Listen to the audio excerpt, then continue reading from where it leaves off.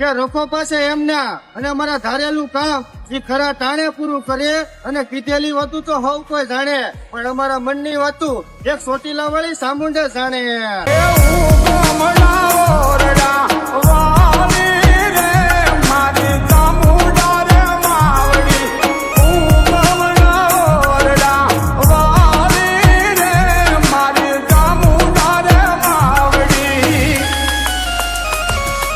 Yeah.